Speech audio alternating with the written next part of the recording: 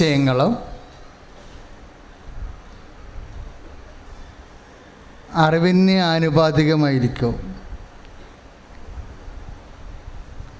അതുകൊണ്ടാണ് ഈ പ്രസംഗങ്ങൾ കേൾക്കണമെന്ന് പറയണത്. പ്രസംഗങ്ങൾ കേൾക്കുമ്പോൾ എന്ത് പറ്റും? കർത്താവിൻ്റെ വചനം വ്യാഖ്യാനിക്കപ്പെടും.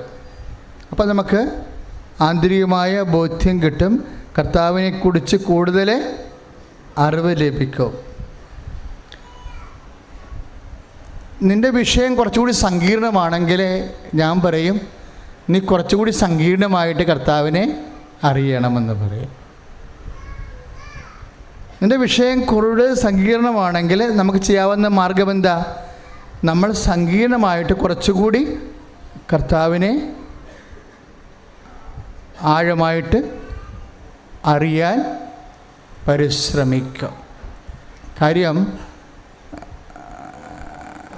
കർത്താവിനെ കണ്ടുമുട്ടിയവരെ കർത്താവിനെ എങ്ങനെയാണ് മനസ്സിലാക്കിയത് എന്ന് നമ്മൾ മനസ്സിലാക്കിയാൽ കുറച്ചുകൂടി നമ്മുടെ പ്രാർത്ഥനയ്ക്ക് വ്യക്തത കിട്ടും. എനിക്കെപ്പോഴും ഇഷ്ടപ്പെട്ടൊരു വാക്ക് മർക്കോസിൻ്റെ സുവിശേഷമാണ്. ഇതിലെ ഈ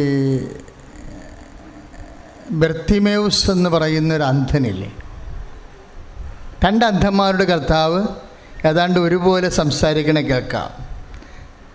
ഒന്ന് ജെറിക്കോയിൽ വെച്ച് 2 അന്ധന്മാരെ കർത്താവ് കാണും, ജെറിക്കോയിൽ വെച്ച്. പിന്നെ ജെറിക്കോയിൽ നിന്ന് ഈശോ പുറത്തേക്ക് വരുമ്പോഴും ഒരു അന്ധനെ കാണാം. എന്ത് ഈ ജെറിക്കോയിൽ അന്ധന്മാരെല്ലാം കോളനി അടിച്ച് താമസിക്കണമെന്ന് അറിയത്തില്ല. പണ്ട് ഒരു മനുഷ്യൻ ജെറുസലേമിൽ നിന്ന് എങ്ങോട്ടാണ് പോയത്? വെളിച്ചത്തിൽ നിന്ന് ഇരുട്ടിലേക്ക് ആ മനുഷ്യൻ പോകുകയാണ്. കർത്താവിനെ അറിയേണ്ടതുപോലെ അറിയണം എന്നുള്ള ഒരു സൂചനയാണ് ഈ അന്ധന്മാരുടെ ഡയലോഗിൽ നിന്ന് സുവിശേഷം ഉദ്ദേശിക്കുന്നത്. കാരണം ഈ 3 അന്ധന്മാർ ഏതാണ്ട് ഒരുപോലെയാണ് സംസാരിക്കുന്നത്. എന്താണ്? കർത്താവിനെ കാണുമ്പോൾ കർത്താവ് ബർത്തിമേവുസിനോട് ചോദിക്കും, എന്താണ്? ഞാൻ നിനക്ക് എന്ത് ചെയ്തു തരണമെന്നാണ് നീ ആഗ്രഹിക്കുന്നത്? Price the Lord, hallelujah. അത് ബർത്തിമേവുസിനെ ഈശോ കാണുന്നത് ജെറിക്കോയിൽ നിന്ന്, ആ ഗ്രാമത്തിൽ നിന്ന് കർത്താവ് പുറത്തേക്ക് വരുമ്പോഴാണ് ഈ അന്ധനെ ബർത്തിമേവുസിനെ കാണുന്നത്. ഗ്രാമത്തിലായിരിക്കുമ്പോഴും കർത്താവ് 2 അന്ധന്മാരെ കണ്ടായിരുന്നു. അവരോടും കർത്താവ് ചോദിച്ചത് സെയിം ക്വസ്റ്റ്യനാണ്. അന്ധന്മാരോടൊക്കെ കർത്താവ് ചോദിക്കുന്ന ഒരു പർട്ടിക്കുലർ ക്വസ്റ്റ്യനുണ്ട്. എന്താണ്? ഞാൻ നിങ്ങൾക്ക് എന്ത് ചെയ്തു തരണമെന്ന് നിങ്ങൾക്ക് വല്ല ഐഡിയയും ഉണ്ടോ എന്ന്. കർത്താവിനെക്കുറിച്ച് ഐഡിയ ഇല്ലാത്ത ആൾക്കാരാണ് അന്ധന്മാരെന്ന്. ശ്രദ്ധിക്കട്ടെ. ഹല്ലേലൂയ, യേശുവേ സ്തോത്രം. ഹല്ലേലൂയ, സ്തുതിക്കട്ടെ. ഹല്ലേലൂയ.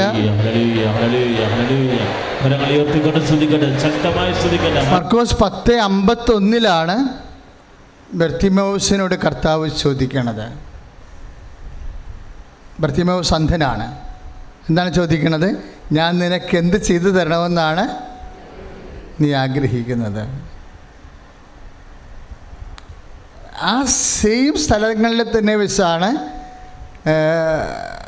മത്തായി ശ്ലീഹായുടെ സുവിശേഷം 10:20-32 മത്തായി ശ്ലീഹ 20:32 സെയിം ക്വസ്റ്റ്യനാണ്. ഞാൻ നിങ്ങളെ പതുക്കെ ആ വിഷയത്തിൽ തന്നെ ഒന്ന് ധ്യാനിപ്പിക്കുക. കാരണം എനിക്ക് ഇന്നലെയാണ് കർത്താവ് ഈ മെസ്സേജ് തന്നത്. ഇന്നലത്തെ പ്രാർത്ഥനയിലാണ് എനിക്ക് ഈ മെസ്സേജ് ഏറെക്കുറെ ഞാൻ എപ്പോഴും അങ്ങനെ ഇരുന്ന് പ്രാർത്ഥിച്ച പോർത്തു. എന്തുകൊണ്ടാണ് സെയിം ക്വസ്റ്റ്യൻ അന്ധന്മാരോട് ചോദിക്കണമെന്ന്? അന്ധന്മാരോട് ചോദിക്കാൻ പറ്റിയ ദൈവത്തിൻ്റെ ഒരു ചോദ്യമാണത്. ആ ചോദ്യത്തിന് ഉത്തരം നമുക്ക് വ്യക്തത കിട്ടാത്തിടത്തോളം കാലം ദൈവ തിരുസന്നിധിയിൽ നമ്മൾ അന്ധന്മാരായിട്ട് തുടരും. പറഞ്ഞ മനസ്സിലായില്ലേ? 2 അന്ധന്മാരോടും 3 അന്ധന്മാരോടും ഈശോ മത്തായി ശ്രീകാരുടെ സുവിശേഷം 20:22 20:32 2 അന്ധന്മാരോട് ജെറിക്കോയിൽ വെച്ച് കർത്താവ് ചോദിക്കുന്നു. എന്താ ചോദിക്കണത്? ഞാൻ നിനക്ക് പറഞ്ഞ് എന്ത് ചെയ്ത് തരണമെന്നാണ് വരുമ്പോൾ ബർത്തിമേവൂസ് എന്ന അന്ധനോട് കർത്താവ് ചോദിക്കണത്. അത് 10:51 മർക്കോസിൻ്റെ സുവിശേഷം. ഞാൻ നിനക്ക് എന്ത് ചെയ്തു തരണമെന്നാണ് നീ ആഗ്രഹിക്കണത്. സുവിശേഷം ഭയങ്കരമായ ഒരു ജ്ഞാനഗ്രന്ഥമാണ്. ഇപ്പോൾ എത്രയോ വർഷമായി, ഞാനേതാണ്ട് 75 മുതൽ ആണ് എനിക്ക് സുവിശേഷം പരിചയം കിട്ടിയത്. അന്ന് മുതൽ ഇന്ന് വരെ വായിച്ചിട്ട് ഇന്നലെ അല്ലേ ഈ ചോദ്യത്തിൻ്റെ സാധർമ്മ്യം പിടികിട്ടണത്. എത്ര വർഷമായി? 75 പോയിട്ട് 44 വർഷം കഴിഞ്ഞിട്ടല്ലേ ബൈബിൾ വായിക്കാൻ തുടങ്ങി. 44 വർഷം കഴിഞ്ഞിട്ടാണ് ഈ 2 അന്ധന്മാരോട് സെയിം ക്വസ്റ്റ്യനാണ് കർത്താവ് ചോദിച്ചതെന്നുള്ള തിരിച്ചറിവ് കിട്ടുന്നത്. എന്തുകൊണ്ടാണ്? അതാണ് ആ ചോദ്യം. അതായത് എൻ്റെ മക്കൾക്ക് ഇപ്പോൾ ഒത്തിരി പ്രശ്നങ്ങൾ നിങ്ങൾക്കുണ്ട്. ഇപ്പോൾ OIT-കാരൊക്കെ ഇങ്ങനെ മാർച്ച് ചെയ്തു വന്ന് സാക്ഷ്യം പറഞ്ഞ സ്ഥലമാണ് അല്ലേ? ഏറ്റവും കൂടുതൽ ഈ ലോകത്ത് ഏറ്റവും കൂടുതൽ IELTS-കാരും OIT-കാരും ഇപ്പോൾ ചില പ്രവചന പ്രഘോഷകരൊക്കെ സോഷ്യൽ മീഡിയയിൽ കർത്താവിന് ഇപ്പോഴത്തെ പരിപാടി IELTS പാസ്സാക്കുകയാണ്. കർത്താവിനങ്ങനെ പല പരിപാടികളുണ്ട്. മീനില്ലാത്ത സ്ഥലത്ത് മീനുണ്ടാക്കി കൊടുക്കുക, അപ്പമില്ലാത്ത സ്ഥലത്ത് അപ്പം വർദ്ധിപ്പിച്ച് കൊടുക്കുക, കല്യാണത്തിന് വീഞ്ഞില്ലാത്ത സ്ഥലത്ത് വീഞ്ഞുണ്ടാക്കി കൊടുക്കുക, മനുഷ്യനെ അതാത് കാലങ്ങളിൽ നിലനിർത്തുക ദൈവത്തിൻ്റെ ബാധ്യതയാണ്. കൈയിടിച്ച് കർത്താവ്. ഉടമ്പടി ശരിക്കും മനുഷ്യൻ്റെ ഭൗതിക സമ്മർദ്ദത്തിനുള്ള ദൈവത്തിൻ്റെ സമാശ്വാസ നടപടിയാണ്. അതുകൊണ്ടാണ് ഉടമ്പടിയെക്കുറിച്ച് കുറച്ച് ബോധം ഉണ്ടാകണം നല്ലതാണ്. കാര്യം ഉടമ്പടി നമ്മളുടെ എന്ത് ഉടമ്പടിയാണ്? മരിയൻ ഉടമ്പടിയാണ്.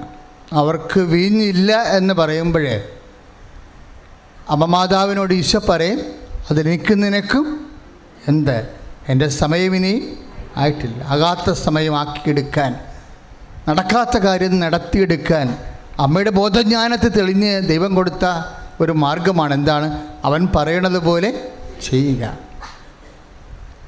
അവൻ പറയണ 6 കാര്യങ്ങൾ 3 മാസം കൂടുമ്പോൾ നമ്മൾ ചേഞ്ച് ചെയ്തുകൊണ്ട് നമ്മൾ, എനിക്കറിയാമോ, ഇന്നൊക്കെ ഒരു ചാവറ അച്ഛനാകാനോ അൽഫോൻസ ആകാനോ ഒരു ജന്മം ജീവിക്കേണ്ട കാര്യമില്ല. 5 മാസം ജീവിച്ചാൽ മതി.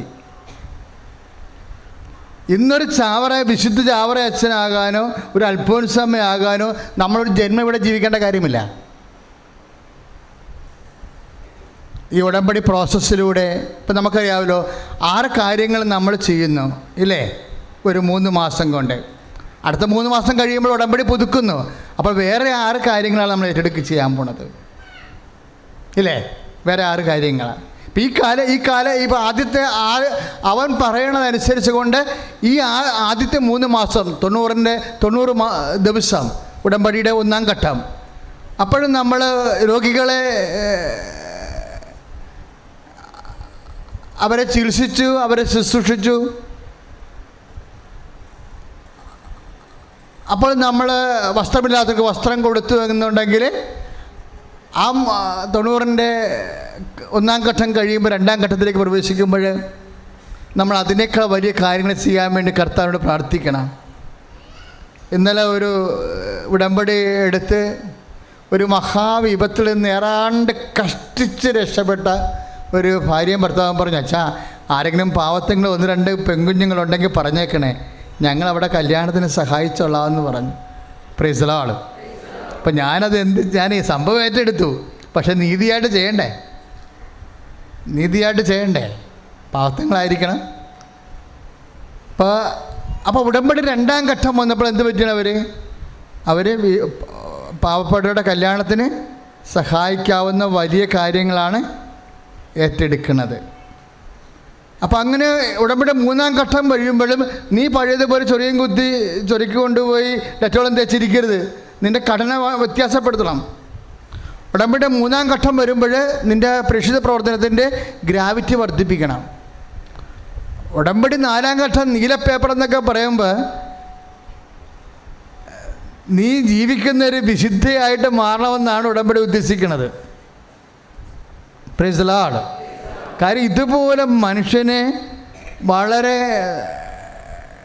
പദ്ധതി പ്രകാരം കൃപയിൽ വളർത്തുന്ന ഒരു അത്ഭുതകരമായ പ്രാർത്ഥനാ പദ്ധതി എന്തിൻ്റെ ഭാഗമാണ് നിങ്ങൾക്കറിയാവോ? സത്യമായിട്ടും അമ്മ പ്രത്യക്ഷപ്പെടാൻ ഭാഗമായിട്ട് നമുക്ക് കിട്ടിയതാണത്. കാര്യം ആ പരിശുദ്ധ അമ്മ പ്രത്യക്ഷപ്പെടുന്ന ആരാ കണ്ടത്?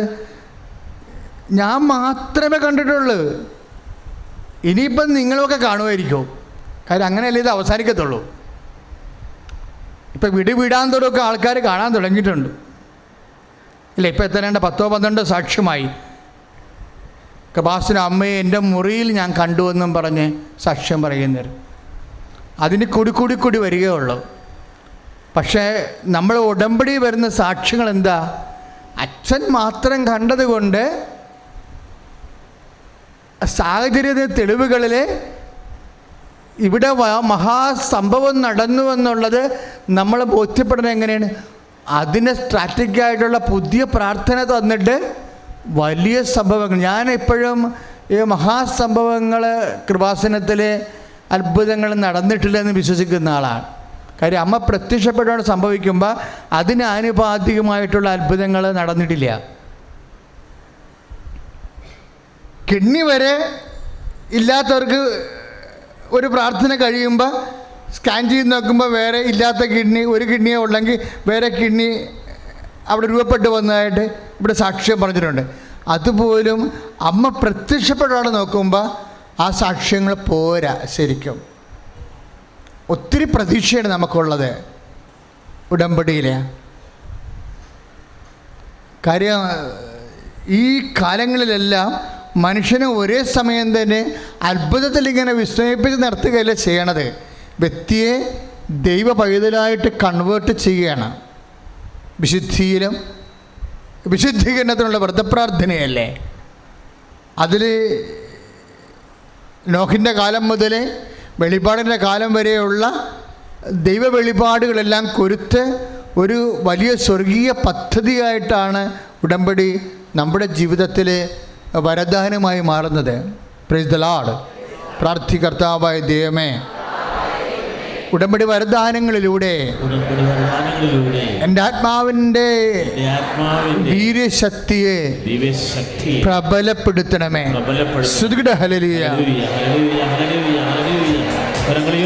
പരമദിവ്യകാരുണ്യത്തിന്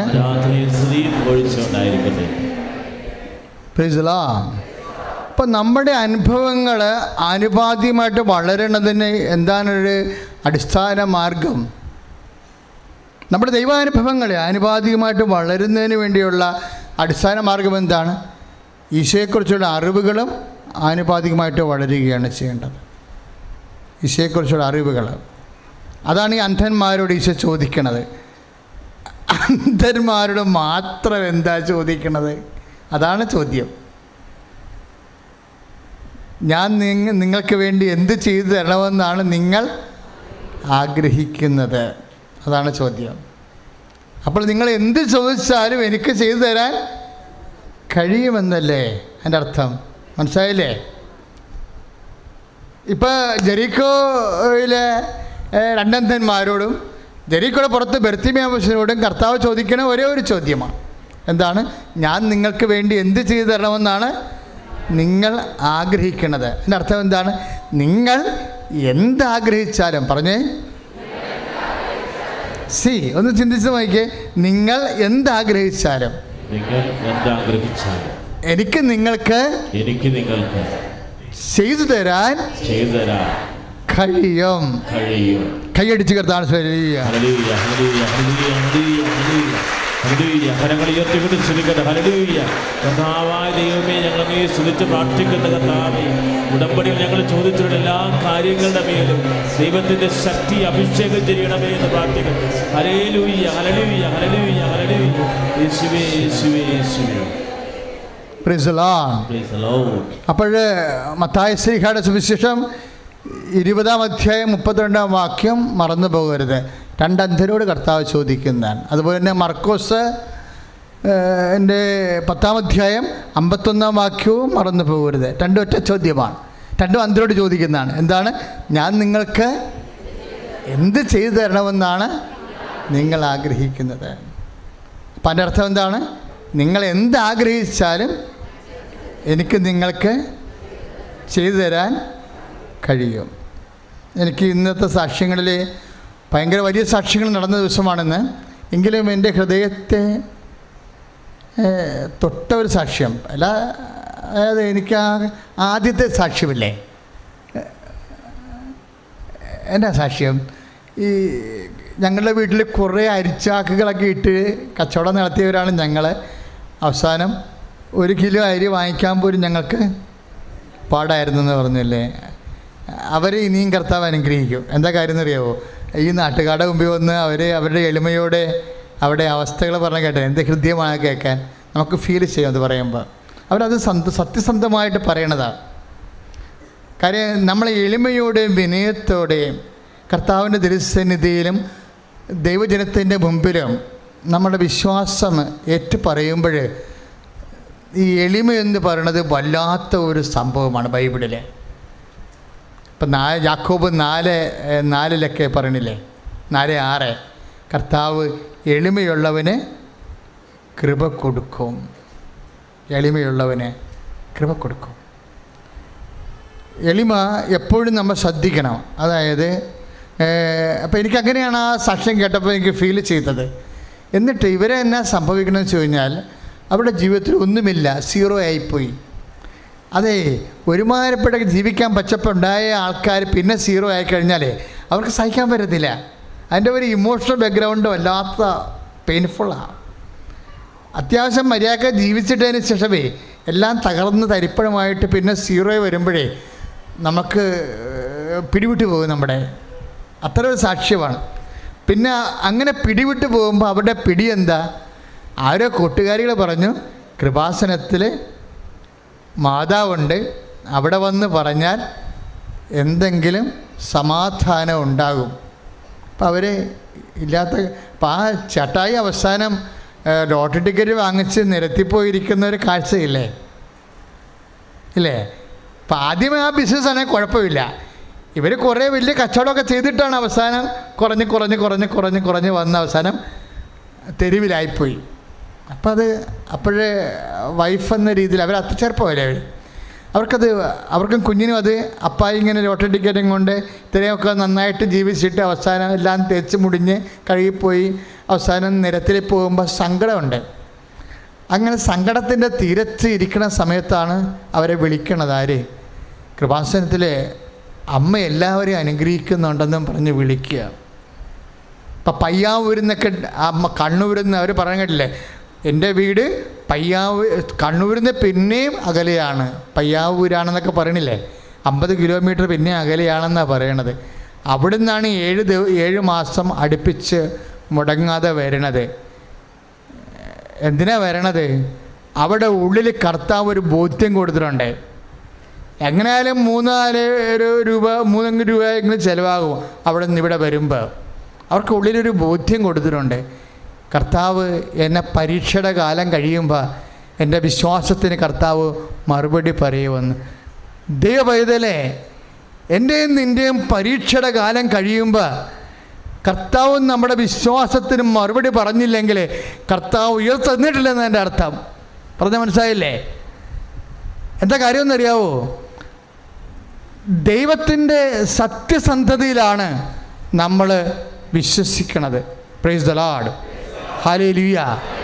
ഈ കണ്ട സാക്ഷ്യങ്ങളെല്ലാം ആൾക്കാർ പറയണത് എന്താ? അവിടെ വിശ്വാസത്തിന് ദൈവം കൊടുത്ത മറുപടിയാണ്. അവിടെ വിശ്വാസത്തിന് ഇപ്പോൾ കണ്ണൂർ കാര്യത്തിൽ എന്താ പറഞ്ഞത്? എൻ്റെ കൂടെ കുറേ ആൾക്കാരുണ്ടായിരുന്നു, ഇപ്പം പയ്യാവൂരെ ചേച്ചി സഹോദരി എന്നാ പറഞ്ഞത്, എൻ്റെ കൂടെ കുറേ ആൾക്കാരുണ്ടായിരുന്നു. ആരാണ്ട് കൃപാസനം പത്രവും തിന്ന് ദോശ ചുരുട്ട് തിന്നെന്ന് കേട്ടപ്പോൾ കുറേ ആൾക്കാർ ഉൾവലിഞ്ഞെന്ന് പറഞ്ഞു അല്ലേ? അതിൽ ഇല്ലേ ആ സാക്ഷിയൊക്കെ എനിക്ക് ഭയങ്കര ഇഷ്ടപ്പെട്ടായിരുന്നു. എന്താ കാര്യം എന്നറിയാമോ? അത് വെറുതെ പിശാച് ഉണ്ടാക്കിയൊരു സാധനം. അങ്ങനെ സംഭവം നടന്നിട്ടില്ല. ഞങ്ങൾ ഈ അരൂര് മുതൽ ഇവിടെ ആലപ്പുഴ വരെയുള്ള എല്ലാ ആശുപത്രികളിലും വിവരാവകാശ പ്രകാരം കത്ത് കൊടുത്തിരിക്കുകയാണ് ഈ രോഗിനെ എവിടെ അഡ്മിറ്റ് ചെയ്തെന്നറിയാൻ വേണ്ടി. ഒരു മനുഷ്യനെ പോലും അഡ്മിറ്റ് ചെയ്തിട്ടില്ല. അങ്ങനൊരു അമ്മയുമില്ല, അങ്ങനൊരു കുഞ്ഞുമില്ല. വെറുതെ ഒരു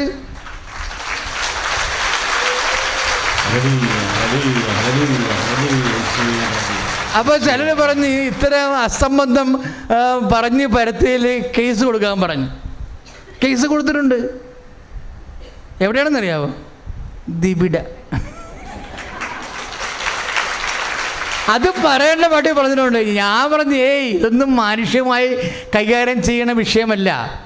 പിശാച് മനുഷ്യരുടെ രക്ഷയെ അട്ടിമറിക്കുമ്പോൾ അതിന് കൊണ്ടുപോയി വല്ല പോലീസുകാർക്കും പരാതി കൊടുത്ത് എന്നാ കാണിക്കാനാ? പിശാച് ആത്മരക്ഷയെ അട്ടിമറിക്കുകയല്ലേ. അട്ടിമറിക്കുമ്പോൾ പിശാചിൻ്റെ തല തകർത്താവുള്ള അടുത്താണ് നമ്മൾ പരാതി പറയണത്. അത് കൃപാസനം പറഞ്ഞിട്ടുണ്ട്. ശ്രുതികട ഹല്ലേലൂയ.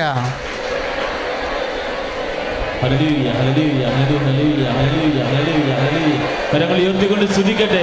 കർത്താവേ, കൃപാസനത്തെ സമർപ്പിക്കുന്നു, കൃപാസനത്തിൽ വന്നു പോകുന്നവരെ സമർപ്പിക്കുന്നു, കൃപാസന ശുശ്രൂഷകളെ സമർപ്പിക്കുന്നു, എല്ലാ നേർച്ച വസ്തുക്കളെ സമർപ്പിക്കുന്നു, ഉടമ്പടി പ്രാർത്ഥനയെ സമർപ്പിക്കുന്നു. ദൈവത്തിന്റെ ശക്തി അഭിഷേകമാകട്ടെ എന്ന് പ്രാർത്ഥിക്കുന്നു. പരമ ദിവ്യകാരുണ്യത്തിന് അപ്പോൾ 2.5 മാസം ഏപ്രിൽ മാസം ചെയ്ത ഉടമ്പടിയാണത്. 2.5 മാസം കാത്തിരുന്നപ്പോൾ ജൂലൈ മാസം വരെ കാത്തിരുന്നു. അപ്പോഴെന്നാ ചെയ്തത്? ഒരു ചേട്ടായി ഒരു കട കൊടുക്കാമെന്ന് പറഞ്ഞു. അതന്നെ സാക്ഷ്യം അല്ലേ? അവർ കച്ചവടം അറിയാവുന്ന കൊണ്ട് ഒരു ചേട്ടായി കട കൊടുക്കാമെന്ന് പറഞ്ഞു. 7,000 രൂപയുടെ വാടക കട 2,500 രൂപ കൊടുക്കാമെന്ന് പറഞ്ഞു. കട എടുത്തപ്പോൾ എന്നാ പറ്റിയിരിക്കണത്? കടയിൽ സാധനങ്ങൾ വാങ്ങിച്ചു വെക്കാൻ കാശില്ല. പിന്നെ എന്താ ചെയ്യണത്? വന്ന് ഉടമ്പടി പുതുക്കും.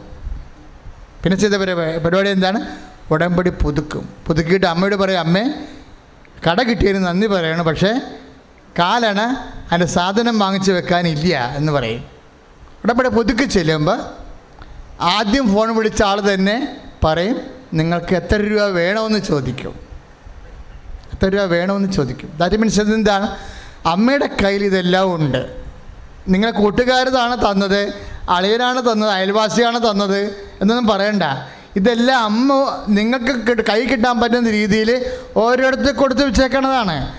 അവരെ നിങ്ങൾ വിളിക്കാൻ പറയുമ്പോൾ നിങ്ങൾ വിളിക്കുന്നു. നിങ്ങളത് മുന്നോട്ട് കൊണ്ടുപോകാൻ അമ്മ ഉദ്ദേശിക്കുന്നുണ്ടെങ്കിൽ അത് നിങ്ങൾക്ക് തരപ്പെടുത്തി തരും. അപ്പോൾ എപ്പോഴും നിങ്ങൾ വിചാരിക്കേണ്ടത് എന്താണെന്ന് വെച്ചാൽ അവിടെയിലുണ്ട് ഇവിടെ കയ്യിലുണ്ടെന്ന് തിരിക്കരുത്. അമ്മയുടെ കയ്യിലുണ്ട്. ഞാൻ ഉടമ്പടി ചെയ്തിരിക്കുന്നത് അമ്മയുടെ മധ്യസ്ഥത്തിലാണ്. അമ്മ അത് ഏൽപ്പിക്കേണ്ടവർ ഏൽപ്പിച്ചിട്ടുണ്ട്. അവരെ നമ്മൾ വിളിക്കാൻ നമ്മളോട് ആത്മാവ് പറയുമ്പോൾ നമ്മൾ വിളിക്കും. നമ്മൾക്ക് അവർ നമ്മളെ സഹായിക്കും. Price the Lord. ഹല്ലേലൂയ. അപ്പോൾ അച്ചിട്ട വിശ്വാസത്തിൽ തന്നെ പോകണം. അച്ചിട്ട വിശ്വാസത്തിൽ ജാഗ്രതയോടെ, വിശ്വാസം ജാഗ്രതയോടെ. അതാണ് ഒരു ടീച്ചർ സാക്ഷ്യം പറഞ്ഞില്ലേ, ലൂസിയ ടീച്ചർ സാക്ഷ്യം പറഞ്ഞ എന്താ? എൻ്റെ പേപ്പർ നോക്കിക്കൊണ്ടിരിക്കണമെന്ന് ആരും എന്നെ 3 മണിക്ക് വിളിച്ചെഴുന്നേപ്പിച്ചെന്ന്. ഞാൻ കരഞ്ഞെഴുന്നിരുന്ന് പ്രാർത്ഥിച്ചെന്ന് പറഞ്ഞില്ലേ. നിൻ്റെ എഴുന്നേക്ക്, നിൻ്റെ പേപ്പർ നോക്കിക്കൊണ്ടിരിക്കുകയാണ്. എനിക്കത് കേട്ടപ്പോൾ ഉണ്ടല്ല വല്ലാതെ ഒരു ആന്തരിക തരിപ്പാണ് തോന്നിയത്. കാര്യം ഞാനിങ്ങനെ കുറേ അനുഭവിച്ചിട്ടുള്ളതാണ്. ഈ ദൈവം എന്ന് പറഞ്ഞത് സൂപ്പറാണ്. നമ്മൾ ദൈവത്തെ തന്നെ ഒപ്പിച്ച് ജീവിക്കണമെന്നേ ഉള്ളൂ. രാത്രി വിളിച്ചെഴുന്നേൽപ്പിക്കണേ, എടി എഴുന്നിരുന്ന് പ്രാർത്ഥിക്കുക, നിൻ്റെ പേപ്പർ നോക്കണ സമയമാണെന്ന്. ഇതിൻ്റെ അപ്പുറത്തെ കാര്യങ്ങൾ ദൈവം ചെയ്യും. ഇതിൻ്റെ അപ്പുറത്തെ കാര്യങ്ങൾ ചെയ്യും. അതായത് എൻ്റെ മക്കളെ, ഈ ഉടമ്പടി വരുമ്പോൾ എപ്പോഴും നമ്മൾ ശ്രദ്ധിക്കണമെന്നറിയാമോ? ഇത് നിങ്ങളെ ദൈവമായിട്ട് ഇൻറ്റിമേറ്റ് ആക്കുകയാണ്. നിങ്ങൾ അതായത് ഫോർമാറ്റ് ഒന്ന് ഫോളോ ചെയ്താൽ മതി. കാര്യം അതിൽ കാച്ചിക്കുറുക്കി സത്യസന്ധമായി ഈ 4000 വർഷങ്ങൾ നോഹിൻ്റെ കാലം മുതൽ ഇന്ന് വരെ ദൈവവും അവൻ്റെ ജനതയും തമ്മിൽ ജീവിച്ച ആത്മബന്ധത്തിൻ്റെ ഒരു ആത്മസ്പർശമുണ്ട്. അതാണ് ഈ ഉടമ്പടിയിലുള്ളത്. അതുകൊണ്ടാണ് ഇത് I will come with you എന്നല്ല പറയണത്. മോസസിനോടൊക്കെ എന്താ പറയണത്? നീ യുദ്ധം ചെയ്യണ്ട, ഞാൻ യുദ്ധം ചെയ്യാം, ഞാൻ നിൻ്റെയും നിൻ്റെ ജനത്തിൻ്റെയും കൂടെ വരാമെന്നാണ്. അത്ര ഇൻറ്റിമസിയാണ്. അതല്ല ടീച്ചേഴ്സ് നോക്കുന്നത്. നിയമാവർത്തനം 4:7 കോട്ട് ചെയ്തിട്ടാണ് അവർ ആ സാക്ഷ്യം അവസാനിക്കുന്നത്. നിയമാവർത്തനം 4:7 എന്താ പറയണത്? പ്രാർത്ഥിക്കുന്നവർക്ക് ഇത്രയും സമീപസ്ഥനായ ദൈവമുള്ള ശ്രേഷ്ഠ ഏത് ജനതയാണുള്ളതെന്ന് ചോദിക്കണില്ലേ? ശ്രുതിയുടെ ഹല്ലേലൂയ, യേശുവേ ഹല്ലേലൂയ, ഹല്ലേലൂയ. കരങ്ങൾ ഉയർത്തിക്കൊണ്ട് സ്തുതിക്കട്ടെ. ഹല്ലേലൂയ. കർത്താവായ ദൈവമേ, ദൈവത്തെ ആശ്രയിക്കുന്നവർക്ക്, അവിടുത്തെ പദവി എന്ന് വിളിക്കപ്പെട്ടവർക്ക് സമസ്തവും നന്മയായി പരിണമിക്കുന്ന ദൈവം അടുത്തുള്ള ശ്രേഷ്ഠ ജനതയാണല്ലോ. കർത്താവ് വേറെ ഒരു കക്ഷിയോടും ചോദിച്ചു, ഞാൻ നിങ്ങൾക്ക് എന്താണ് ചെയ്തു തരേണ്ടതെന്ന്. അന്ധന്മാരെ 3 പേരും സുഖപ്പെട്ടായിരുന്നു. അന്ധന്മാരെ 3 പേരും സുഖപ്പെട്ടു. പക്ഷെ കർത്താവ് അതേ ചോദ്യം വേറെ ഒരു കക്ഷിയോട് ചോദിച്ചായിരുന്നു, ഞാൻ നിങ്ങൾക്ക് എന്താണ് ചെയ്തു തരേണ്ടതെന്ന്. ആരോടാ? സെബദി പുത്രന്മാരോട്. അപ്പോഴവരെന്നാ പറഞ്ഞത്? മർക്കോസ് 10:36, ഞാൻ നിങ്ങൾക്ക് എന്താണ് ചെയ്തു തരേണ്ടത്. സെബദി പുത്രന്മാരെന്ന് പറഞ്ഞാൽ ആരാണ്? യാക്കോബും യോഹന്നാനും. അവരെന്താണ് കർത്താവിനോട് ആവശ്യപ്പെട്ടത്? നീ രാജ്യം സ്ഥാപിക്കുമ്പോൾ ഒരാൾ നിൻ്റെ വലതുവശത്തും ഒരാൾ ഇടതുവശത്തും ഉപവിഷ്ടരാകാൻ ഭൗതികമായ ആനുകൂല്യങ്ങളും അധികാരങ്ങളും ആളുകളികളും ഒക്കെയാണ് അവർ ചോദിച്ചത്. അപ്പോൾ കർത്താവ് പറഞ്ഞു, നിങ്ങൾ ചോദിക്കണത് എന്താണെന്ന് നിങ്ങൾക്ക് തന്നെ. അപ്പം ചോദിക്കുന്ന മുമ്പ് ഒന്ന് അറിയണം, നല്ലതായിരിക്കും. മർക്കോസ് 10:36, ഞാൻ നിങ്ങൾക്ക് എന്താണ് ചെയ്തു തരേണ്ടതെന്നാണ് നിങ്ങൾ ആഗ്രഹിക്കുന്നത്. അപ്പം നമ്മൾ ആഗ്രഹിക്കുന്ന ചില കാര്യങ്ങൾ നമ്മൾക്ക് ഗുണകരമാകണമെന്ന് നിർബന്ധം ഇല്ല. അറിഞ്ഞ മനസ്സിലായില്ലേ? സെബദി പുത്രന്മാർ എന്താ ചോദിച്ചത്? കർത്താവ് രാജ്യം സ്ഥാപിക്കുമ്പോൾ, മർക്കോസ് 10:36, കർത്താവ് രാജ്യം സ്ഥാപിക്കുമ്പോൾ ഒരാൾ വലതുവശത്തും ഒരാൾ ഇടതുവശത്തും, എന്നുവെച്ചാൽ പത്രോസിനേക്കാൾ കേമനാകണമെന്നാണ് ഈ പറയണത്. ആ പത്രോസിന് താക്കോൽ കൊടുത്തതിന് ശേഷം ഉണ്ടായ ഒരു പുലിവാല മത്സരമുണ്ട്, അസൂയുണ്ട്, കുറേ പ്രശ്നങ്ങളുണ്ട്. ഈ സെബദി പുത്രന്മാരുടെ വരവ് എങ്ങനെ വന്നതെന്ന് നിങ്ങൾക്ക് അറിയാവോ? പത്രോസിന് കർത്താവ് അധികാരം കൊടുത്തില്ലേ? അതിനുശേഷം സലോമി ഉണ്ടാക്കിയ പുലിവാല ആര്? യോഹന്നാൻ്റെയും യാക്കോബിൻ്റെയും അമ്മ. അവരാണ് സെബദിയുടെ ഭാര്യ. അവർ വന്നാണ് ഈ മക്കളെയും കൊണ്ടുവന്ന് ഈശോൻ്റെ അടുത്ത് യുദ്ധം ഉണ്ടാക്കണത്, സമരം ഉണ്ടാക്കണത്. എന്താണ്? പത്രോസിൻ്റെ വീട്ടിൽ നിന്ന് 2 പേരുണ്ട്, അന്ത്രോസും പത്രോസും. എൻ്റെ വീട്ടിൽ നിന്ന് 2 പേരുണ്ട്, യാക്കോബും യോഹന്നാനും. അപ്പോൾ 50-50. പക്ഷേ ഞങ്ങൾ തമ്മിൽ വ്യത്യാസമുണ്ട്. എൻ്റെ കുടുംബം വിറ്റുള്ള കാശ് കൊണ്ടുവന്ന് യൂദാസിനെ ഏൽപ്പിച്ചിട്ടുണ്ട്. അപ്പോൾ ആർക്കാ മേൽക്കൈ വേണ്ടത്? എനിക്കാ. അപ്പോൾ താക്കോൽ കൊണ്ടുപോയിരിക്കണത് ആരാണ്? പത്രോസാണ്. ഇതാണ് പ്രശ്നം ഉണ്ടായിരിക്കുന്നത്. അപ്പം നമുക്ക് മാത്രം ഈ പ്രശ്നം പണ്ടേ ഉണ്ട്. പത്രോസിനോട് ഈശോ പറഞ്ഞില്ലേ, യോനായുടെ പുത്രനെ ശമയോനെ നീ ഭാഗ്യവാൻ, മാംസരക്തങ്ങളല്ല എൻ്റെ സ്വർഗസ്ഥനായ പിതാവാണ് നിനക്ക് വെളിപ്പെടുത്തിയത്, സ്വർഗരാജ്യത്തിൻ്റെ താക്കോൽ ഞാൻ നിനക്ക് തരുമെന്ന് പറഞ്ഞില്ലേ? അതാണ് സലോമി കേട്ടിട്ട് പ്രശ്നം ഉണ്ടാക്കിയത്. ആ വിഷയം കേട്ടപ്പോഴാണ് സലോമി പറഞ്ഞത്, ഇതെന്ത് പരിപാടിയാണ് കാണിക്കുന്നത്? നമ്മളിപ്പോൾ പ്രേക്ഷിത പ്രവർത്തനമാണെങ്കിൽ 50-50ആണ്. അന്ത്രോസും പത്രോസും അവിടെ വീട്ടിൽ നിന്ന് 2 പേരുണ്ട്. നിങ്ങളും ഉണ്ടല്ലോ 2 പേര്, യാക്കോബും യോഹന്നാനും. പക്ഷെ അവരെക്കാൾ കുറച്ചുകൂടി മേൽക്കൈ നമുക്കുണ്ട്. എന്താണ്? നമ്മുടെ കുടുംബം വിറ്റ് വസ്തു വിറ്റ് കാശ് കൊണ്ടുവന്ന് കർത്താവിൻ്റെ. അതുകൊണ്ട് അവസാനം 10:45 അല്ലെ 16:45 മർക്കോസിൻ്റെ സുവിശേഷത്തിൽ കർത്താവിൻ്റെ കുരിശിൻ്റെ ചുവട്ടിൽ ഈ സ്ത്രീ നിൽക്കുന്നുണ്ട്. ശരിക്കും സലോമി നിൽക്കുന്നുണ്ട്. അപ്പോൾ സലോമി എവിടെയെങ്കിലും ഉണ്ടെങ്കിൽ തങ്ങളുടെ സമ്പത്ത് വിറ്റ് അവന് ശുശ്രൂഷിച്ച മറ്റു സ്ത്രീകളുടെ കൂട്ടത്തിലാണ് സലോമിയുടെ പേര് പറയണത്. സലോമി അതെന്ന് വെച്ച് കഴിഞ്ഞാൽ യാക്കോബിൻ്റെയും യോഹന്നാൻ്റെയും കുടുംബ ഓഹരി വിറ്റപ്പോൾ അത് കൊണ്ടുവന്ന് കർത്താവിൻ്റെ പ്രേക്ഷിത പ്രവർത്തനത്തിന് കൊടുത്ത ആളാണ് സലോമി. നമ്മളെ ദൈവത്തിനെ സഹായിച്ചതിൻ്റെ പേരിൽ ഒരു ക്ലെയിമാണ്, ഒരു അവകാശവാദമാണ് സലോമി ഉന്നയിക്കുന്നത്. അവകാശവാദം ഉന്നയിക്കുമ്പോൾ സലോമി ഉദ്ദേശിക്കുന്നത് പത്രോസിനേക്കാൾ, അന്ത്രോസിനേക്കാൾ യാക്കോബിനും യോഹന്നാനും ശിഷ്യന്മാരുടെ കൂട്ടത്തിൽ ആളും അധികാരവും ഒരു മേൽക്കൈ കിട്ടുകയാണ്. അതുകൊണ്ടാണ് കർത്താവ് ചോദിക്കുന്നത്, നിങ്ങൾ ചോദിക്കുന്നത് എന്താണെന്ന് നിങ്ങൾക്ക് തന്നെ അറിയത്തില്ല. എന്താ വെച്ചാൽ ലോക അരൂപിയാലാണ് അവർ ചോദിക്കണത്. പറഞ്ഞ മനസ്സിലായില്ലേ?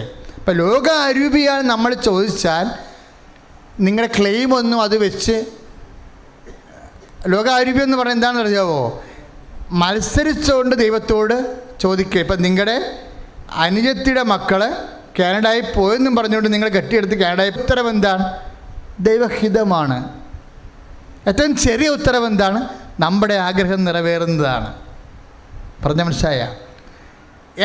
എൻ്റെ പ്രാർത്ഥനയുടെ ഏറ്റവും വലിയ ഉത്തരം ദൈവഹിതമാണെന്നും എൻ്റെ പ്രാർത്ഥനയുടെ ഏറ്റവും ചെറിയ ഉത്തരം എൻ്റെ ഹിതം നിറവേറാണെന്ന് നമ്മൾ തിരിച്ചറിയുമ്പോൾ നമ്മൾ ആത്മാവിൽ നിറഞ്ഞിരിക്കും. കൈ അടിച്ച് കർത്താൻ ഹല്ലേലൂയ.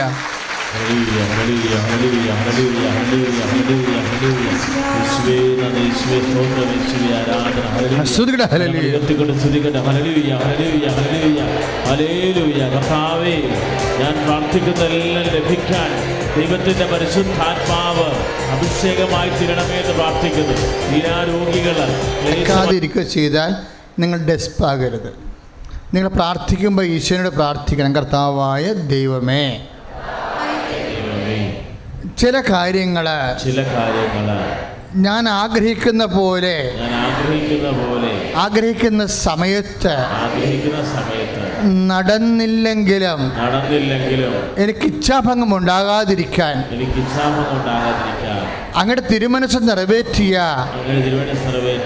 അങ്ങയെ മഹത്വപ്പെടുത്തിയ ആന്തരിക സന്തോഷം എന്നിൽ അഭിഷേകമാകാൻ എന്നെ അഭിഷേകം ചെയ്യണമേ. ശ്രുതികട ഹല്ലേലൂയ.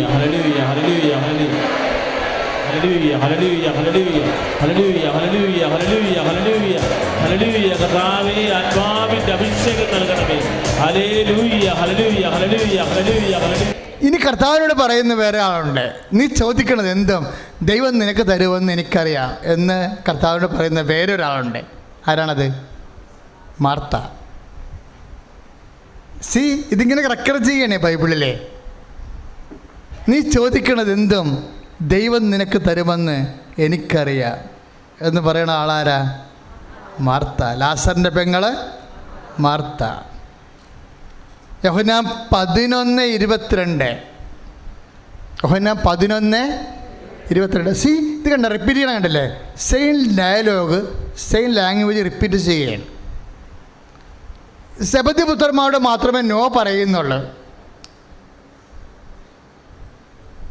സെബദി പുത്രന്മാരോട് പറഞ്ഞത് എന്താണ്? നിങ്ങൾ ചോദിക്കണത് എന്താണെന്ന് നിങ്ങൾക്ക് തന്നെ അറിയാൻ പാടില്ല. കാരണം നിങ്ങൾ പത്രോസുമായിട്ട് മത്സരിച്ചിട്ട് ആളാകാനും കസര കിട്ടാനും അധികാരത്തിന് വേണ്ടിയുള്ള ലോകാരൂപിയുടെ പ്രേരണയാണ് ഉള്ളത്. അതുകൊണ്ടാണ് നിങ്ങൾക്കത് മനസ്സിലാവാത്തത്. ചോദിക്കണത്, പ്രാർത്ഥിക്കുന്ന വ്യക്തിക്ക് തന്നെ മനസ്സിലാകാത്ത സാഹചര്യം ആ വ്യക്തി ലോകാരൂപിയാൽ നയിക്കപ്പെടുമ്പോഴാണ്.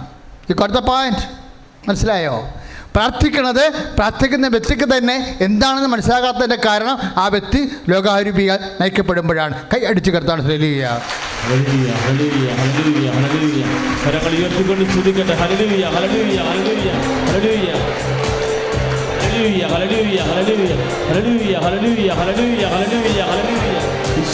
അഭിഷേകം ചെയ്യണമേ എന്ന് പ്രാർത്ഥിക്കുന്നു.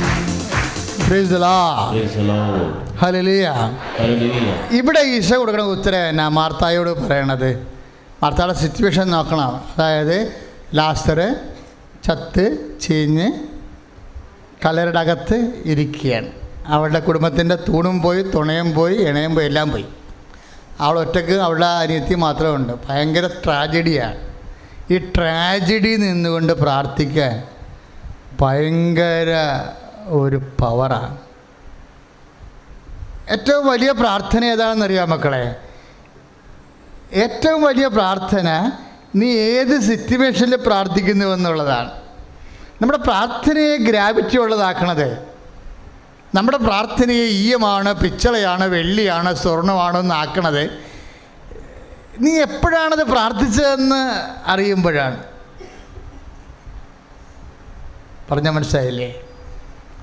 നാളെ കാലങ്ങളിൽ നിങ്ങൾ ഇതിനേക്കാൾ വലിയ വിശ്വാസ പ്രഖ്യാപനം നടത്താം. പക്ഷേ സിറ്റുവേഷൻ ഇതായിരിക്കത്തില്ല. ഇപ്പം സിറ്റുവേഷൻ ഡ്രാസ്റ്റിക്കാണ്, വളരെ മോശമാണ്. ഇപ്പം നമ്മൾ ഉടമ്പടിയിൽ ഒരു മനുഷ്യനെ എത്തിച്ചെന്ന് പറയുമ്പോൾ അവൻ്റെ സിറ്റുവേഷൻ അവൻ്റെ ജീവിതാവസ്ഥ വളരെ പരിതാപകരമായൊരവസ്ഥയാണ്. എൻ്റെ മക്കളെ, ഇപ്പോഴാണ് ടൈമെന്ന് പറയണത്. ഇപ്പോഴെന്താണ്? ഇപ്പോഴാണ് നിങ്ങളുടെ മനസ്സ് തകർന്നിരിക്കണ ഒരവസ്ഥ. ഇപ്പോൾ ഒരു ചേട്ടായി സാക്ഷ്യം പറഞ്ഞില്ലേ, അച്ഛൻ ശരീരത്തിൽ രോഗമുള്ള ഇടത്ത് കൈവച്ച് പ്രാർത്ഥിക്കാനും പറഞ്ഞു. അത് ഈ മാസത്തെ 3ാമത്തെ സാക്ഷ്യമാണ്. കൈവച്ച് പ്രാർത്ഥിക്കാൻ അച്ഛൻ പറഞ്ഞു. ഞാൻ അവിടെ കൈവച്ചു, കർത്താവിനെ സുഖപ്പെടുത്തിയെന്ന്. ഇതാദ്യം സമയത്ത് ഈ സാക്ഷ്യത്തിന് വന്നപ്പോൾ തന്നെ ഞാൻ ഓർത്ത്, ദൈവമേ എന്നോട് എപ്പോഴാണ് കർത്താവ് ഇങ്ങനെ സംസാരിച്ചതെന്ന്. ഒരിക്കലും ഞാനിതുപോലെ ആരാധന കർത്താവിൻ്റെ പുറകെ നിൽക്കുമ്പോഴാണ് പറഞ്ഞത് ശരീരത്തെ കൈവച്ച് പ്രാർത്ഥിക്കാൻ. അന്ന് പോലും ഞാൻ ഇടയ്ക്ക് കർത്താവ് തോന്നിക്കുമ്പോഴൊക്കെ ശരീരത്തെ കൈവച്ച് പ്രാർത്ഥിക്കാൻ പറയും. കാര്യം എന്താണ്? സൗഖ്യം നമ്മുടെ കയ്യിലാണ് ഇരിക്കുന്നത്. ഈ കൈ കർത്താവിൻ്റെ നാമത്തിൽ നമ്മൾ രോഗമുള്ള സ്ഥലത്തേക്ക് വെക്കുന്നത് ആരുടെ പേരിലാണ്? കർത്താവിൻ്റെ നാമത്തിലാണ്. നമ്മൾ കർത്താവിൻ്റെ നാമത്തിലാണ് ഈ കൈ നമ്മുടെ ശരീരഭാഗത്തിലേക്ക് വെക്കണത്. അല്ലെങ്കിൽ ഞങ്ങളെ സുഖപ്പെടുത്തില്ലെങ്കിലും കർത്താവ് നിങ്ങളെ സുഖപ്പെടുന്നു ഉറപ്പാണ്. എന്താ കാര്യം? എല്ലാവരുടെയും കുരിശ് മാറ്റിയ കർത്താവിൻ്റെ കുരിശ് മാറ്റാൻ പിതാവ് തയ്യാറായോ? ഇല്ല. കാര്യം അതാണ് കർത്താവിൻ്റെ പ്രാർത്ഥന ഉത്തരം. എല്ലാവരുടെയും കുരിശെടുത്ത് മാറ്റിയ കർത്താവിൻ്റെ കുരിശ് മാറ്റാൻ പിതാവ് തയ്യാറായില്ല. അപ്പം ഞാൻ മനസ്സിലാക്കണ ഇതാണ്, എന്നെ കർത്താവ് സുഖപ്പെടുത്തിയില്ലെങ്കിലും നിങ്ങളെ കർത്താവ് സുഖപ്പെടുത്തും. എന്താ കാര്യം? നിങ്ങളെ സുഖപ്പെടുത്താൻ കർത്താവിൻ്റെ അടയാളമായിട്ട് ഈ കാലഘട്ടത്തിൽ പ്രവർത്തിക്കുന്നവരാണ് ശുശ്രൂഷകരെ. സ്തുതിക്കട്ടെ, ഹല്ലേലൂയ, യേശുസ്തോത്രം, ഹല്ലേലൂയ.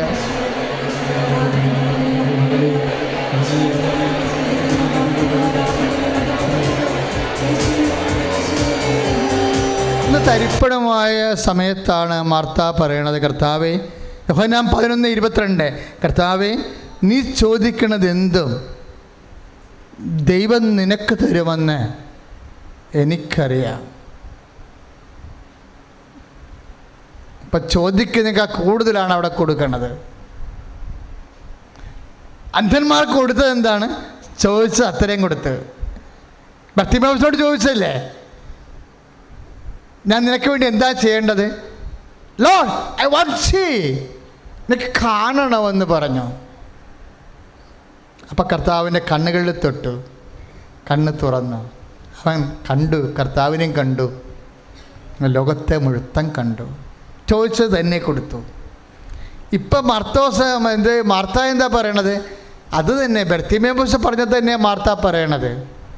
കർത്താവ് നീ ചോദിക്കണത് എന്തും ദൈവം നിനക്ക് തരുമെന്ന് എനിക്കറിയാം. ഇപ്പം കർത്താവ് പറയും, നിൻ്റെ സഹോദരൻ ഉയർത്തെഴുന്നേൽക്കും. അപ്പോഴേ മാർത്ത പറയും, അന്തിമ നാളിൽ പുനരുത്ഥാന ഘട്ടത്തിൽ അവൻ ഉയർത്തെഴുന്നേൽക്കുമെന്ന് എനിക്കറിയാം.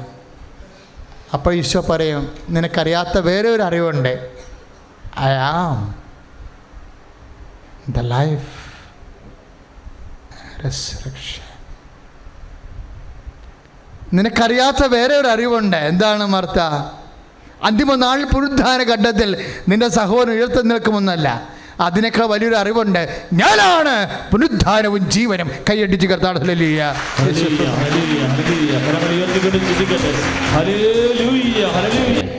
ഈ ഉടമ്പടി കാലമില്ലേ, ഉടമ്പടി കാലം ദൈവം നിൻ്റെ കൂടെ ഏറ്റവും അടുത്ത് വരുന്ന സമയമാണ്. ഇപ്പം ചന്ദ്രയാനിലൊക്കെ നമ്മൾ 99% വിജയിച്ചെന്ന് ഞാൻ പറയത്തുള്ളൂ. ശാസ്ത്രജ്ഞന്മാർ പറയണത് 95% വിജയിച്ചെന്നാണ്.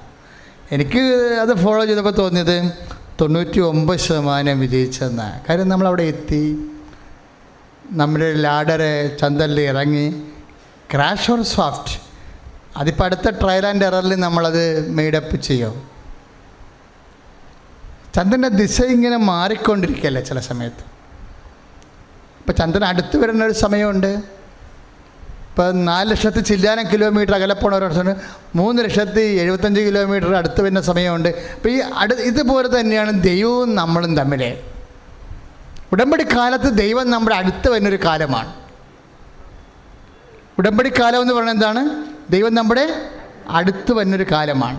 ഈ അടുത്ത് വരുന്ന കാലത്താണ് മക്കൾ ബൈബിള് വായിക്കുകയും കുറച്ചു നേരം കർത്താവിൻ്റെ കൂടെ ഇരിക്കാൻ സമയം കണ്ടെത്തുകയും ചെയ്യേണ്ടത്.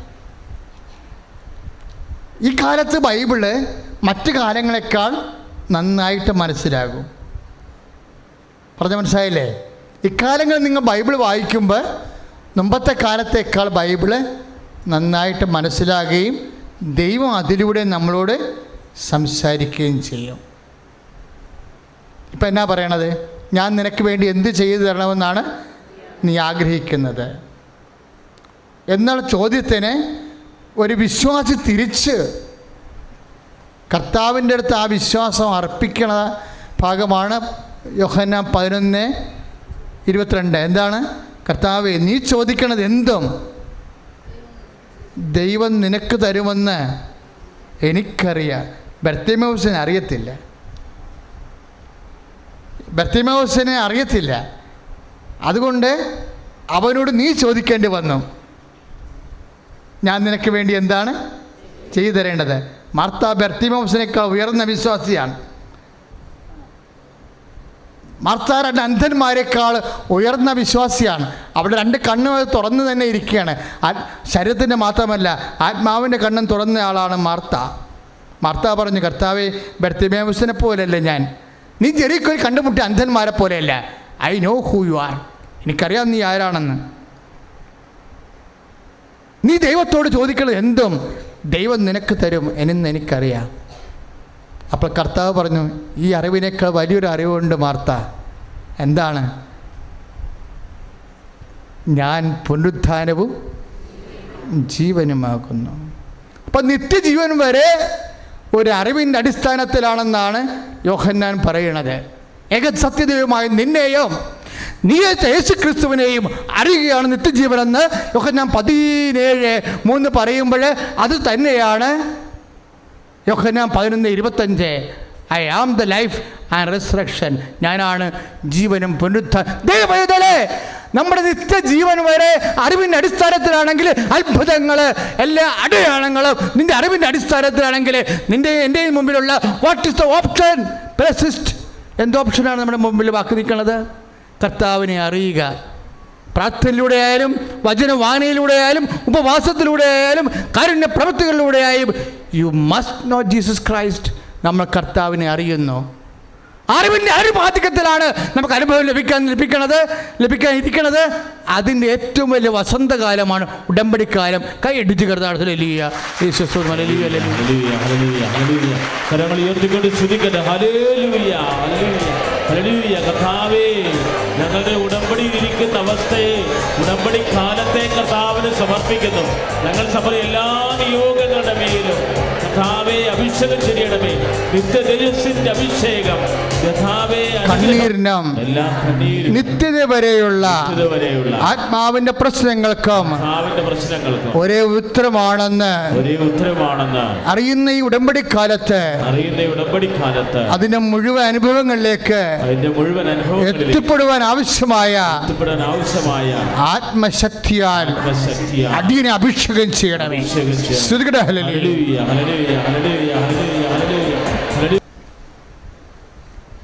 നേരത്തെ സാക്ഷ്യത്തിൽ കേട്ടതുപോലെ രോഗാതുരമായ സ്ഥലങ്ങളിലെല്ലാം കർത്താവിൻ്റെ നാമത്തിൽ കൈകൾ വെച്ച് പ്രാർത്ഥിക്കാൻ പോവുകയാണ്. PCOD രോഗിക്കാരെ, ആശ്വാസ രോഗികളെല്ലാം കർത്താവിൽ നിന്ന് സുഖപ്പെടുത്തിയ വലിയ സാക്ഷ്യം നമ്മൾ കേട്ടു. അതെല്ലാം ഉദരരോഗങ്ങളാണ്. ഉദരരോഗമുള്ളവർ, PCOD, അതുപോലെ തന്നെ ഫിഷർ രോഗങ്ങൾ, ആർഎസ്എസ് രോഗങ്ങൾ, അൾസർ രോഗങ്ങളൊക്കെ ഉള്ളവർ അടിവയറ്റിൽ കൈകൾ വയ്ക്കുക. അടിവയറ്റിൽ നിൻ്റെ കൈകൾ ഇപ്പോൾ കർത്താവിൻ്റെ കൈകളായി മാറുകയാണ്. നിൻ്റെ വിശ്വാസത്തിലൊന്ന് ഓർത്ത് വേണം. നിൻ്റെ കൈകൾ ഇപ്പോൾ നിൻ്റെ കൈകളല്ല, അത് വിശ്വാസത്തിൽ വെക്കുമ്പോൾ അത് കർത്താവിൻ്റെ കൈകളാണ്. നിൻ്റെ നെഞ്ചിൽ കൈകൾ വെക്കാം. ശ്വാസകോശ രോഗികൾ, വലിവ് രോഗികൾ, ആസ്മ രോഗികൾ, കരൾ രോഗികൾ, ഹൃദയ രോഗികൾ, കർത്താവിൻ്റെ നാമത്തിൽ നെഞ്ചിൽ കൈകൾ വെക്കുക. നിൻ്റെ കഴുത്തിൽ കൈവെക്കാം. തൈറോയ്ഡ് രോഗികൾ, ടോൺസൈറ്റ് രോഗികൾ,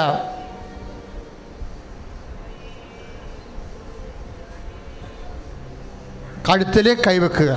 സ്പൊണ്ടിലോസിസ് രോഗികൾ കഴുത്തിൽ കൈകൾ വെക്കുക.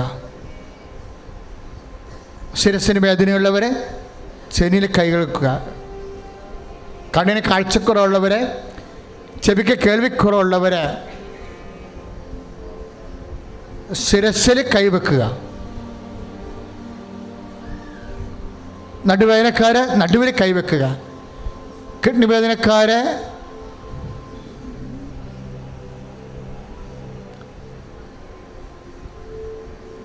പിറകിലെ നടുവലിൻ്റെ മുകളിലെ സൈഡിലായിട്ട് കൈവെക്കുക.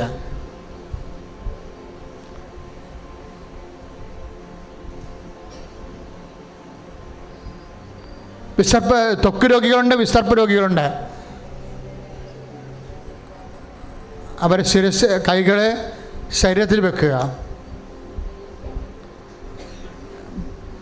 പ്രഖ്യാപിക്കുക, കർത്താവേ, വിശ്വാസത്താൽ എൻ്റെ കൈകളെ നിന്റെ കൈകളായി ഞാൻ മാറ്റുന്നു. എൻ്റെ ശരീരത്തിലുള്ള ആന്തരികവും ബാഹ്യവുമായ സർവ്വരോഗങ്ങളുടെ മേലും കർത്താവേ, നിന്റെ അധികാരം, ജീവന്റെ അധികാരം ഞാൻ പ്രഖ്യാപിക്കുന്ന യേശുനാമത്തിലെ, യേശുനാമത്തിലെ, യേശുനാമത്തിലെ മാരക രോഗങ്ങള്, തീരാവേദികള് മാറിപ്പോട. ഹല്ലേലൂയ.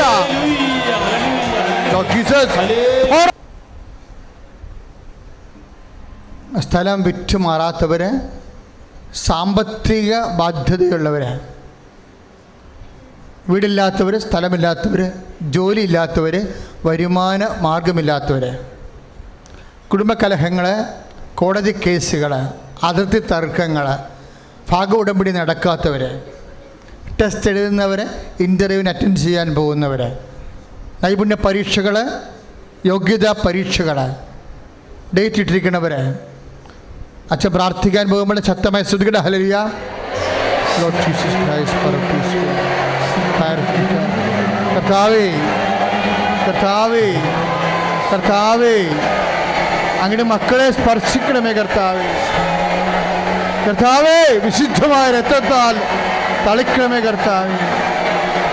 ജീവിത മാർഗങ്ങൾ പൊട്ടിപ്പോയവര്, സാമ്പത്തിക ബാധ്യതകളാല് വിഷമിക്കുന്നവര്, അപമാന ഭാരത്താല് പേടിക്കുന്നവര്, കർത്താവിന്റെ ശക്തി നിറയട്ടെ.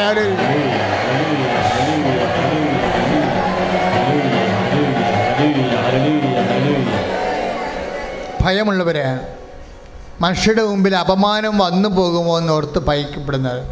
ബൈബിളിൽ അങ്ങനെ കുറേ ആൾക്കാരെ കർത്താവ് അവരുടെ കണ്ണുനീര് വളരെ ഗൗരവതരമായി കാണുന്നുണ്ട്.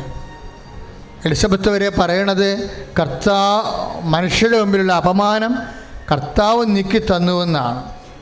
മനുഷ്യരുടെ മുമ്പിൽ അപമാനപ്പെട്ട് ജീവിക്കാൻ നമുക്ക് പറ്റത്തില്ല. നാട് വിട്ടുപോയി പാർക്കാനുള്ള ത്രാണിയുമില്ല. അതുകൊണ്ട് നമ്മുടെ മുമ്പിൽ വേറെ ഒരു മാർഗവുമില്ല. കർത്താവ് ഈ അപമാനത്തെ മാറ്റിയേ പറ്റത്തുള്ളൂ. ശ്രുതികട hallelujah. Lord Jesus, pour out His Spirit.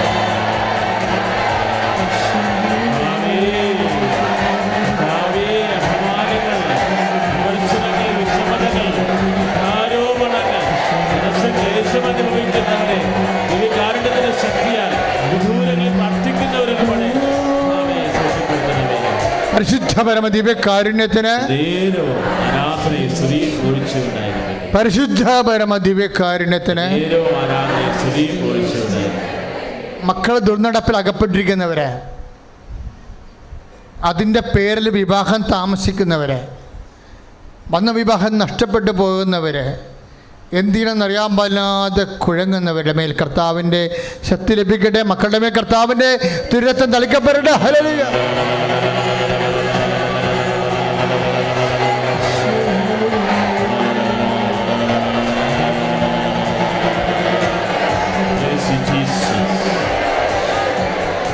പരിശുദ്ധ പരമദിവ്യകാരുണ്യത്തിന് ഒരു വരുമാന മാർഗം തിരക്കുന്നവരെ, അന്വേഷിക്കുന്നവരെ, ചില ഡേറ്റുകളൊക്കെ ചിലയിടത്ത് ഓഫർ ചെയ്തിട്ട് ആ ഡേറ്റ് നടക്കുമോ ഇല്ലെന്ന് അറിയാൻ പാടില്ലാതെ മനസ്സ് തേങ്ങണവരെ, ഉറക്കമില്ലാത്തവരെ, ജീവിതത്തിൻ്റെ പല കാര്യങ്ങളെ ഓർത്തിട്ട് എന്ത് ചെയ്യണമെന്ന് അറിയാൻ പാടില്ല ഉറക്കമില്ലാത്തവരെ, അമ്മ മാതാവേ ഇന്ന് മക്കളെ സന്ദർശിക്കണമേ. രാത്രിയിൽ സ്തുതിക്കട്ടെ. ഹല്ലേലൂയ. ദർശന സന്ദേശമേ പറയണത് കയ്യിലെ കുരുക്കൾ നീര് രോഗങ്ങളൊക്കെ മാറുന്ന സന്ദേശമുണ്ട്. അതുപോലെ തന്നെ എന്തോ മോഷ്ടിക്കപ്പെട്ട വസ്തുക്കൾ നിങ്ങളുടെ കയ്യിലിരിക്കുന്നുണ്ട്, അത് നിങ്ങൾ തിരിച്ചു കൊടുക്കാൻ തീരുമാനിക്കണം. സ്തുതിക്കട്ടെ. ഹല്ലേലൂയ.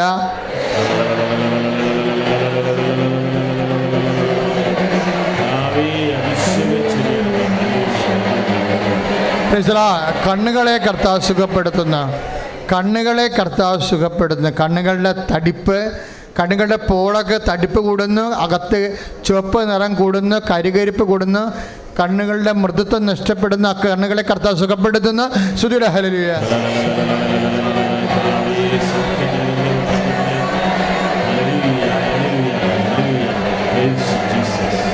മക്കളില്ലാത്തവർ, ലൈംഗിക ശേഷിയില്ലാത്തവരെ, അവരെ കർത്താവ് ശക്തിപ്പെടുത്തുന്ന, കർത്താവ് സന്താന സൗഭാഗ്യം നൽകി അനുഗ്രഹിക്കുന്ന. സ്തുതിയുടെ ഹല്ലേലൂയ. Praise the Lord. മൂത്രാശയം വീർക്കുന്ന രോഗങ്ങൾ എന്ന് വെച്ച് കഴിഞ്ഞാൽ, മൂത്രാശയം നമ്മൾ മൂത്രം ഒഴിച്ച് കഴിയുമ്പോൾ ചുരുങ്ങേണ്ടതാണ്, പക്ഷെ ചുരുങ്ങത്തില്ല. നിറയെ മൂത്രമുള്ളപ്പോൾ എങ്ങനെ ഇരിക്കും അതുപോലെ തന്നെ മൂത്രാശയത്തിന് ഇരിപ്പ്, അതിൻ്റെ ചുരുങ്ങൽ ശേഷി കുറഞ്ഞിരിക്കുന്നു. ആ മൂത്രാശയത്തെ കർത്താവ് സ്പർശിക്കുന്നു. സ്തുതിയുടെ ഹല്ലേലൂയ.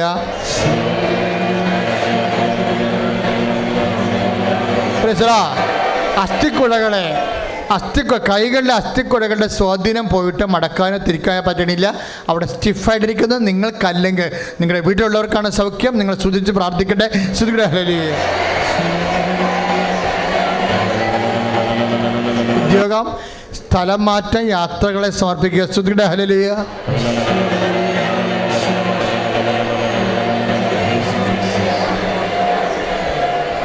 നേർച്ച വസ്തുക്കളെ ഉയർത്തിപ്പിടിക്കുക.